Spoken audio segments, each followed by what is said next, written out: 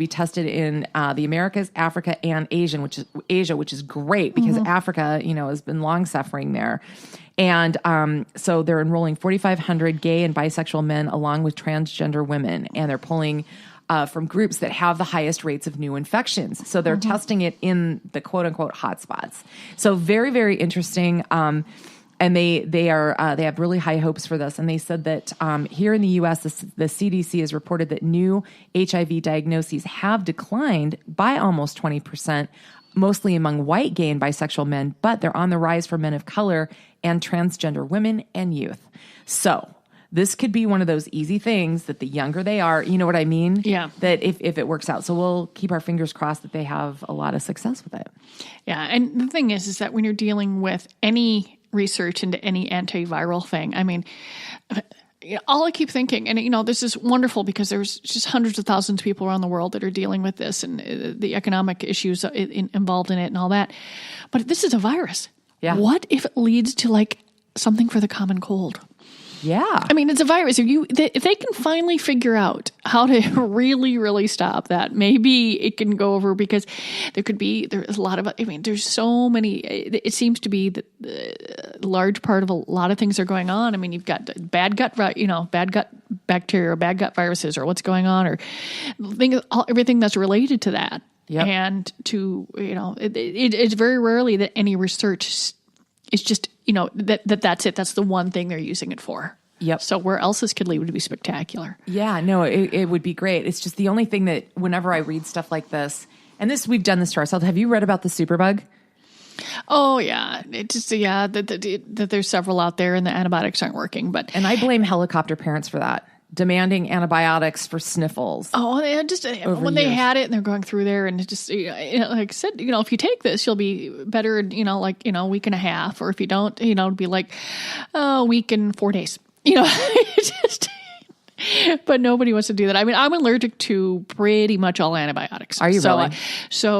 I get anything, I'm pretty much screwed. Oh. It looks like I've been beat with a bat. It's pretty bad. So if you show up, then with wearing a mask, I'll understand absolutely why. Well, I'm allergic to bees and wasps and things. So, and I've gone into shock before. It's terrifying. Did I tell you about going into the St. Cloud? Because we were doing the show when this happened. This happened up in our cabin, and St. Cloud is 20 miles away. That was the closest place to go, and I wasn't sure what was really happening. I felt so strange, but I kept mowing the lawn, right, and everything looked funny. And I walked by my boyfriend. I'm like, "Do I look funny?" He goes, "No." And then 10 minutes later, I finished mowing the lawn. I go in the house, and my lips are humongous, my eyeballs, and I walked. He came back in the house and I'm like, how is this not funny? How do I not look funny? He's like, oh my God. But then when I got to the hospital, they were remodeling. So it was really confusing to figure. He dropped me off at what was supposed to be the door to the emergency room. And I'm walking around looking like this. Okay. And getting worse by the minute. And I can't find the entrance. I finally find the entrance and the security guard, I'm wearing Nike running shorts and a jog bra and a tank top. Okay. He's like, empty your pockets. I'm like, I don't have any. He stopped me to search me. I'm like, are you serious? Oh, Jesus. Where would I have this bomb again? And by the way, if I croak right here, you're in so much trouble. You are in so much trouble. Yeah. Yeah. Anyway. No, I ended up having a major allergic reaction to this day. I think it was Lake Superior and the sulfates in it. And I can't make a fist. My face is blowing up. Oh, God. And we have to go up to the two harbors and I can't even drive. I can't even, the face is swelling. And it just, I woke up and another time I woke up and I wake up, look in the mirror and went, well, that's not good. Yeah. One eye was completely swollen shut. It looked like I had been beaten with a bat. I mean, just welts and purple all over. Oh, yeah. So it's not my most favorite thing. So like I said, if we're going to have fun if I ever end up with something really bad because there's very little I can take. And let's not. So this is a bummer. I feel sorry for celebrities that end up in situations that they didn't intend that cause PR disasters for them. And Pharrell Williams, we all know him because he's so happy. Love that song and all that kind of stuff. He did a duet for the new movie that looks so good, Hidden Figures. Have you seen that about the mathematicians? I want to. I know it got top movie this past week or something like that. It looks fascinating. What a great story. I can't wait to see it. Well, he did a song along with someone named Kim Burrell. They did a duet. The song is called I See a Victory. And this person that Pharrell Burrell, okay, right, did the duet with is a gospel singer. And not too long after the debut of the song came out, you see this video of Burrell, who's a pastor at a church, giving a sermon about the dangers of homosexuality. Can you imagine going through all of that to get on a movie soundtrack, do a major duet, and then to find out the person that you are singing with is now doing something that's causing consternation that you may not agree with? That would be hard. It's a little tough. That whole, I mean, I would hope that folks would understand that, that in this case, I mean, they put folks together, they do this, that it was not, if they'd been longtime partners, there's, I can imagine that, the person would know what was going on and was going through there, and it would sort of reflect on the one singer versus the other. But just to be put together for one thing here, producers or this or that put together, you work with a lot of different people in the in the entertainment industry. Yeah.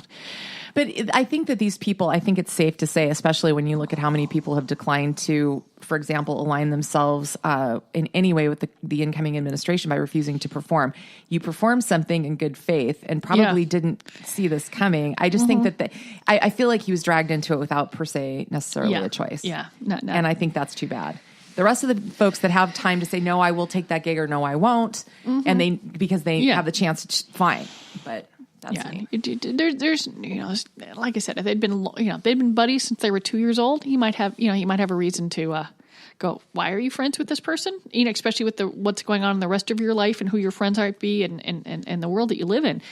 But a one-off song, I mean, come on. People. I know. I just felt bad for him. Okay, so there's a TV host, the Grand Tour. The show is called, and apparently it's an Amazon show, and it's something to do with cars and whatnot. And so these two hosts are standing up there, and this guy basically puts out the premise that if you're male eating ice cream, you're gay. Because he said during the course of something, I don't eat ice cream because I'm straight. That just looks ridiculous. And so now there's this whole hoo-ha because he took it that far. It's like, why would you just bother? Like, do you really want to set yourself up for this kind of scrutiny, number one, but why go there? Yeah. Like, why? It just... Are you that stupid? Obviously is. I mean, and the thing is, even if you're just supposed to, even if it was a bad attempt at joke, that looks gay thing is been passe for like 15, 20 years now. You just don't go there. You don't, you've got 4-year-olds that are admonishing each other. Saying, if someone says that's gay, well, what do you mean by that? You don't do that anymore. I mean, and I just think that if you got that far, is this one of the guys that used to be on the British? This is the Grand Tour. The British. He was not the classiest guy in that, if I understand. I know that show had a huge following and stuff like that, but he got fired for being an ass. Richard Hammond. So if and I don't watch the show because I don't particularly. I mean, I don't dislike cars, but I don't follow them. Sort of like I don't pay attention to the Grammys either. I like music, but I don't. Care about it all that much. Yeah. And I was like, there's so many shows right now. I tried to watch the first episode of this one. It's a Discovery Channel show called The Wheel. Have you seen what they're doing? I don't have cable at the house. So. That's right. Okay. Well, the premise of it's been advertised everywhere. And the premise of it is they drop people into these different extreme harsh climates, from rainforest to desert to, blizzard to whatever. And it's like Survivor to the maximum, and they're alone in each. And then when some event happens, I think it's predicated on the moon shift or whatever. They do what they call an extraction, and then they move them. So you could be in snow one day and in desolate desert the next, and they're out there for 60 days, I think, in total. And they end up working their way through the wheel of these climates. And I'm sitting there watching it, and I just looked at Carl about 15, 20 minutes in, and I'm like, I would never do this in 100 million years. And I really don't want to watch anybody do it either. Ew. Like, what is, where is the audience with this? I don't understand. I don't understand. Are you supposed to just like, at one point you're like, I'm done and tap out and the last person wins? I don't know. But it's like, that looks miserable. And this is not entertaining to me. Well, actually, I don't tend to watch that stuff anymore. I joked for years that, when the Project Runway first came out, I loved it because it was really about, creating something. Yeah. And then the show became, who can snipe about the other person. And I don't give a shit about that. Yeah. Now, it occurs to me, they've got all this footage. They could produce 2 shows.